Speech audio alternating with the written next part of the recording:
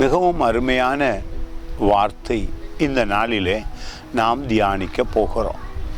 உடல் ஆரோக்கியம் தேவை என்றால், பண ஆசீர்வாதம் தேவை என்றால், குடும்பத்துக்கு ஏதாவது தேவை என்றால், தேவனிடத்திலிருந்து எப்படி அவைகளை பெற்றுக்கொள்ளலாம் என்கிற ஒரு ஆசீர்வாதமான வார்த்தை தான் இந்த நாளிலே தியானிக்க போகிறோம்.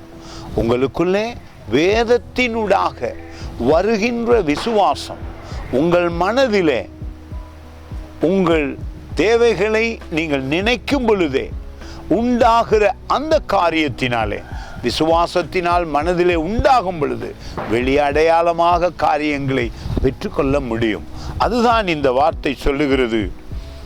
எபிரேயர் புத்தகம் 11ஆம் அதிகாரம் 1 வசனம், விசுவாசமானது நம்பப்படுகிறவைகளின் உறுதியும் காணப்படாதவைகளின் நிச்சயமுமாயிருக்கிறது. உங்கள் உள்ளத்தில், விசேஷமாக உங்கள் மனதில் நீங்கள் ஒரு காரியத்தை தேவை என்று நினைத்த உடனே அதை மனதில் விசுவாசத்தில் காணும் பொழுது வெளி அடையாளமாக தேவன் அதை உங்களுக்கு கொடுக்க வல்லவராய் இருக்கிறார். வேத வார்த்தையின் வல்லமை உங்கள் உள்ளத்திலே வந்த உடனே விசுவாசம் உங்கள் ஆவியிலே இருக்கிறது. இப்பொழுது உங்கள் மனதிலே நீங்கள் தேவையான காரியத்தை பார்க்கும் பொழுது உங்கள் மனதிலே ஏற்கனவே அதை பார்த்து விட்டீர்கள், ஆனால் வெளியே அதை காண ஆசைப்படுகிறீர்கள்.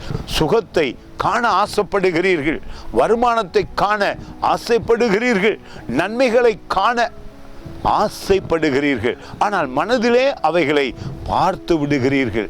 அந்த காரியத்தை வெளியிலே அடையாளமாக தேவன் தர வல்லவர் என்பதை இந்த வார்த்தை இந்த நாளில் விசுவாசத்துக்குள்ளாக உங்களோடு பேசுகிறது.